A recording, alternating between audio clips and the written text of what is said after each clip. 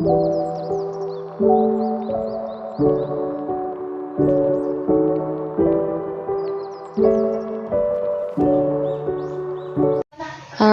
billahi minasy syaithanir rajim.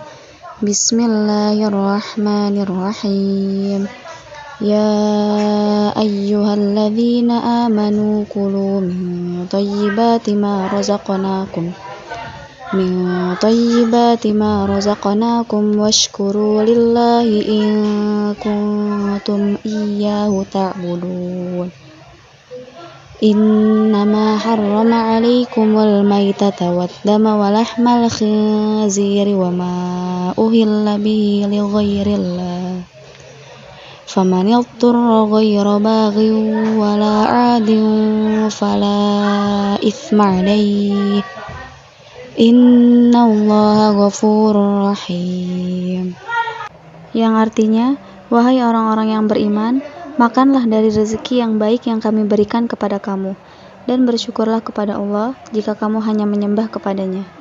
Sesungguhnya dia hanya mengharamkan atasmu bangkai, darah, daging babi, dan daging hewan yang disembelih dengan menyebut nama selain Allah. Namun, siapa yang terpaksa memakannya, bukan karena menginginkannya, dan tidak pula melampaui batas, maka tidak ada dosa baginya. Sungguh, Allah Maha Pengampun, Maha Penyayang. Di sini saya akan menjelaskan tentang penafsiran ayat ahkam tersebut, yang dimana surah ini menjelaskan sikap orang-orang yang mendukung Al-Quran dan orang-orang yang menentangnya. Surah ini menjelaskan tentang hukum-hukum syar'i yang menyangkut perbuatan. Setelah Allah menyeru manusia agar memakan kebaikan-kebaikan yang ada di bumi, kemudian menjelaskan buruknya keadaan orang-orang kafir yang bertaklid kepada para pemimpin mereka, karena mereka tidak memiliki kemandirian ide dan tidak mencari petunjuk dengan akal pikiran sendiri. Allah mengarahkan seruan kepada kaum mukminin secara khusus karena mereka lebih berhak untuk memahami. Allah membolehkan hamba-hambanya makan barang-barang yang baik disertai syukur atas nikmat. Itu merupakan sikap moderat, menggabungkan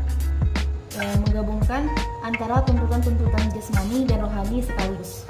Allah Ta'ala berfirman, wahai orang-orang yang beriman, janganlah kamu haramkan apa yang baik yang telah dihalalkan Allah kepadamu, dan janganlah kamu melampaui batas. Sesungguhnya Allah tidak menyukai orang-orang yang melampaui batas, dan makanlah dari apa yang telah diberikan Allah kepadamu sebagai rezeki yang halal dan yang baik, dan bertakwalah kepada Allah yang kamu beriman kepadanya. Surah Al-Maidah ayat 87-88. Sikap yang moderat ini berbeda dengan sikap orang-orang musyrik dan ahli kitab sebelum Islam. Sebagai mereka ada yang mengharamkan hal-hal tertentu atas dirinya seperti al-bahiro, al-thayyibah dan sejenisnya. Yang sesungguhnya yang diharamkan adalah mengonsumsi bangkai, dagingnya menjadi rusak, serta biasanya terkontaminasi dengan penyakit. Jadi bangkai diharamkan karena ia kotor dan menjijikkan, serta karena mengandung mudarat. Mengonsumsi darah yang mengalir keluar dari tubuh sebab ia berbahaya, dan jiwa yang bersih tidak menyukainya. Jadi ia juga diharamkan karena kotor dan mengandung mudarat.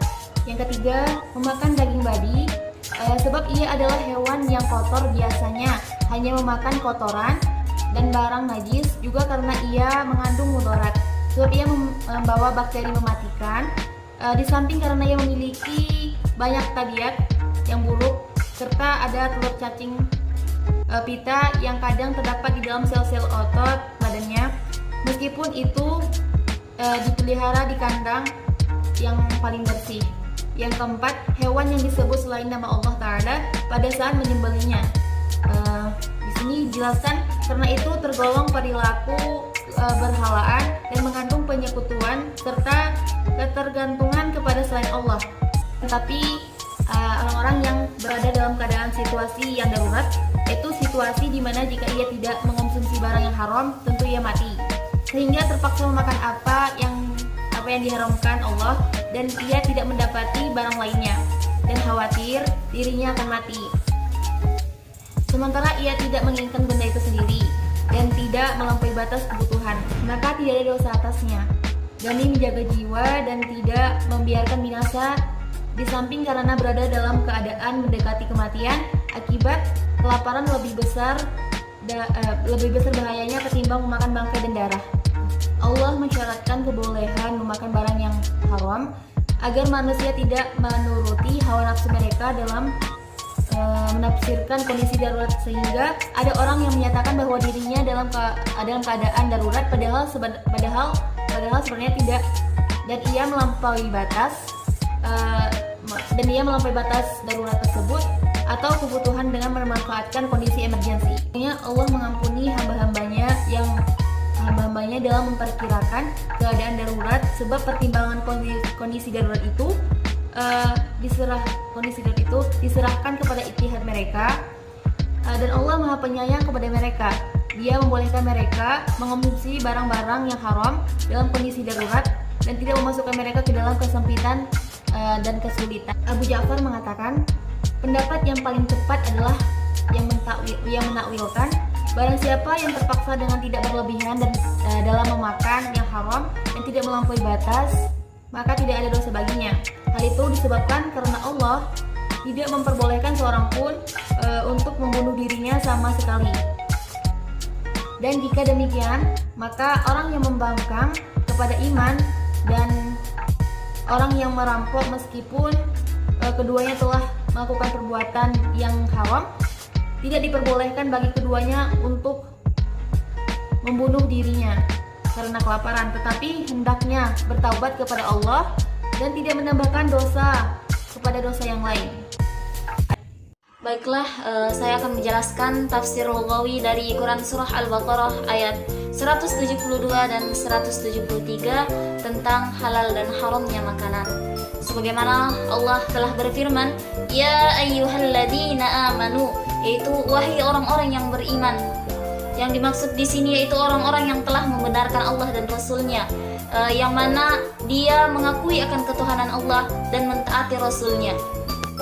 Kulu min thayyibati ma razaqnakum, makanlah dari rezeki yang telah aku halalkan untuk kalian, yang bagi kalian dengan penghalalanku atasnya dari apa yang kalian haramkan. Padahal Allah tidak mengharamkan makanan dan minuman atas kalian.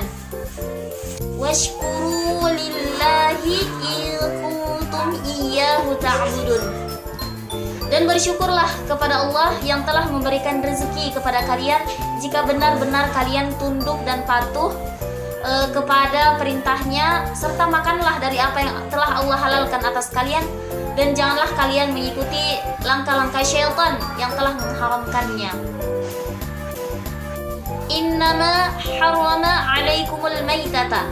Jadi Allah telah mengharamkan bagimu yaitu bangkai, yakni haram memakannya, sebab kalimat ini menyangkut dengan makanan yang demikian pula yang telah disebutkan setelahnya, yaitu hewan yang disembelih secara syar'i, termasuk juga yang didasarkan hukumnya dari as-sunnah, yaitu organ tubuh yang dipotong dari hewan yang masih hidup, kecuali yang terkecuali di sini yaitu ikan dan belalang. Jadi dia dikecualikan dari hukum yang disebutkan ini. Waddama walahmal khinziri, waddama yakni darah yang mengalir, walahma yang mengalir di sini dari kedua tubuh, walahmal khinziri yang dimaksud yakni adalah daging babi. Wama uhilla bihi li ghairillah, yakni hewan yang disembelih dengan menyebut nama selain Allah. Famanidturra, kondisi darurat memaksanya untuk memakan salah satu dari benda yang disebutkan tadi, lalu ia pun memakannya. Ghaira baghin, tidak menginginkan barang yang haram itu sendiri. Wala adin, dia tidak melampaui batas darurat. Fala isma alaih, dosa dan maksiat.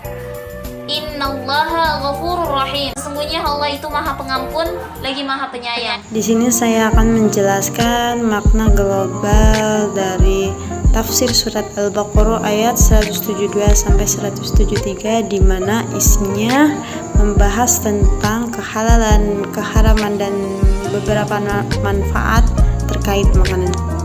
Di sini juga Allah menjelaskan dengan tegas dan menyebutkan beberapa makanan yang telah diharamkan, contohnya seperti bangkai, darah, daging anjing, daging babi, dan sejenis lainnya. Sudah jelas makanan tersebut Allah haramkan, jadi wajib bagi kita semua untuk menjauhi dan tidak mendekatinya. Terus bagaimana jika kita dalam keadaan kondisi yang terdesak atau beberapa kondisi darurat yang dimana kita mengharuskan memakan makanan haram tersebut? Bagaimana hukumnya? Allah sudah mengatakan bahwa jika kita dalam keadaan kondisi darurat yang mengharuskan kita memakan makanan haram tersebut, maka hukumnya tidak dosa, karena Allah tidak pernah menyulitkan hambanya di setiap kondisinya. Jadi jika kita dalam keadaan terdesak atau kondisi darurat atau tidak ada makanan lagi yang bisa kita makan selain makanan haram tersebut, insya Allah hukumnya tidak dosa dan boleh kita memakannya, karena Allah Maha Pengasih lagi Maha Penyayang. Kandungan hukum Quran Surat Al-Baqarah ayat 172-173. Yang pertama, apakah yang diharamkan hanya sebatas memakannya ataukah memanfaatkannya?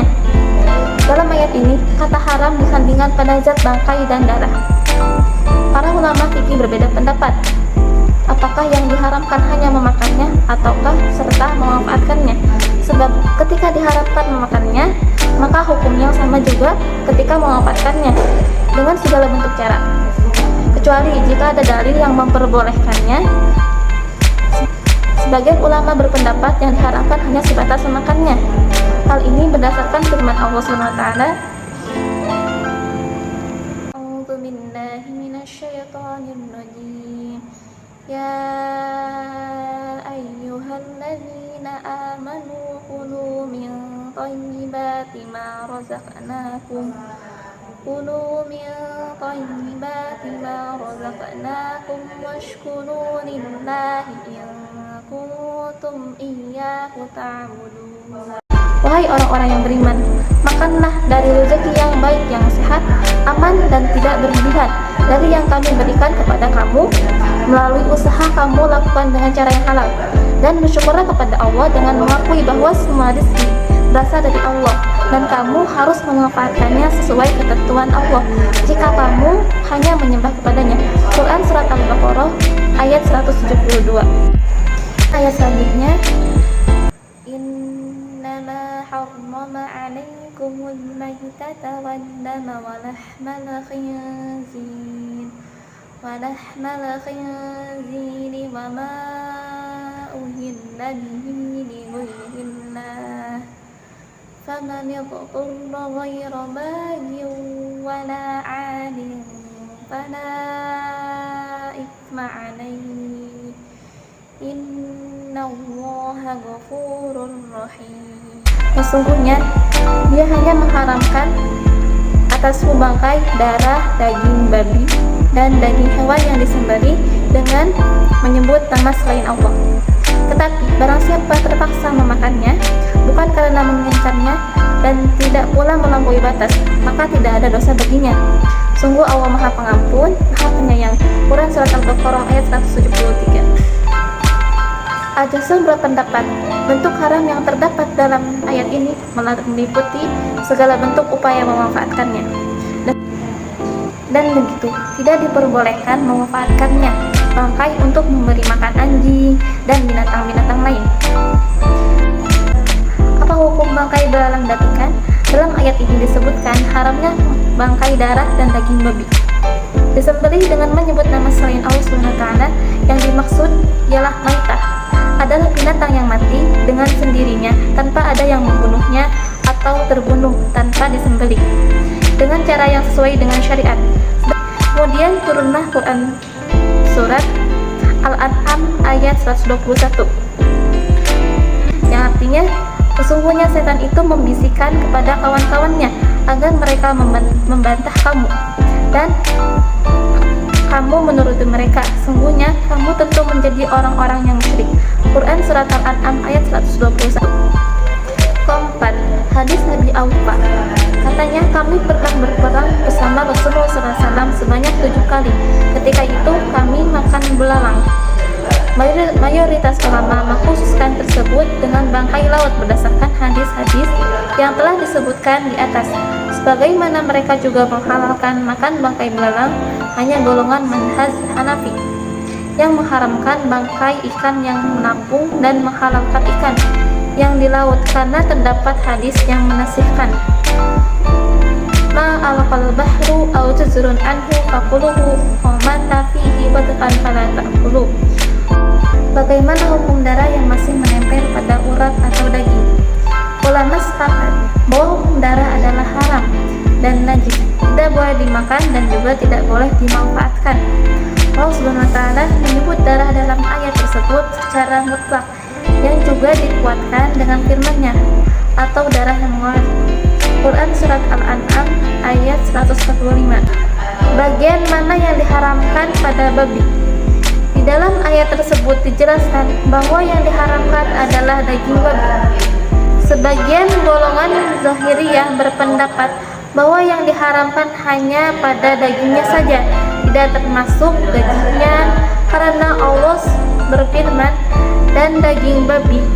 Sedang mayoritas ulama berpendapat bahwa gajinya juga haram, karena daging itu meliputi gaji. Inilah pendapat yang benar. Bismillahirrahmanirrahim. Saya akan menjelaskan hikmah tasyri' dari surah Al-Baqarah ayat 172 sampai 173. Jadi, Allah Subhanahu wa taala memperbolehkan hambanya untuk menikmati segala rezeki yang baik-baik at-thayyibat dan melarang baginya yang buruk-buruk al-khabisat. Allah Subhanahu wa taala juga melarang mereka untuk menyiksa diri sendiri dan menjauhi kenikmatan duniawi. Karena kaum musyrikin dan ahli kitab melarang atas diri mereka beberapa hal atau mengharamkan beberapa hal yang tidak Allah haramkan, seperti unta bahirah dan saibah. Selanjutnya, hikmah dibalik penetapan haramnya bangkai adalah karena di dalam bangkai tersebut banyak mengandung bahaya. Ada kalanya penyebab seekor binatang itu mati karena pertama, karena sakit atau berpenyakit yang mana akan merusak tubuhnya sehingga menjadi sebab kematiannya. Dan ada kalanya juga seekor binatang mati karena sebab lain sehingga binatang tersebut mati secara mendadak. Jika kematiannya karena faktor yang pertama atau karena sebab yang pertama, yaitu karena sakit atau penyakit, maka dikhawatirkan adanya bakteri-bakteri yang akan berpindah kepada tubuh orang yang memakan daging tersebut. Dan jika kematiannya karena sebab yang kedua, yaitu karena sebab lain, maka dimungkinkan adanya faktor-faktor yang membahayakan bagi orang yang memakannya.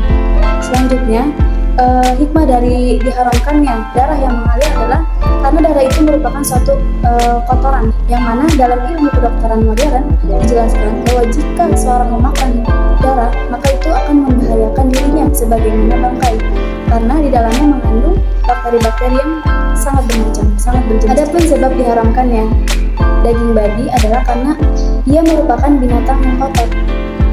Dalam ilmu kedokteran telah dikemukakan bahwa di dalam daging babi itu banyak mengandung bakteri-bakteri yang sangat ganas. Dan di samping itu, babi juga memiliki tabiat yang buruk yang akan berpengaruh kepada orang yang memakannya, seperti tidak memiliki rasa cemburu dan tidak ada rasa harga diri. Asy-Syahid Said Qutb dalam tafsirnya mengatakan bahwa di antara tabiat buruk babi adalah tidak menyukai kebersihan. Oleh karena itu, Allah Subhanahu wa taala telah mengharamkan sejak masa-masa lampau, dan penyebab diharamkannya daging yang disembelih tidak karena Allah adalah bukan karena adanya penyakit, tetapi adanya unsur peribadatan kepada selain Allah. Jadi diharamkannya ini karena faktor keyakinan demi keselamatan hati, kebersihan jiwa, serta keikhlasan. Karena Islam ini sangat memelihara dan berupaya agar kaum muslimin itu hanya berbakti dan menghadapkan seluruh jiwanya kepada Allah Subhanahu wa taala tanpa menyekutukannya.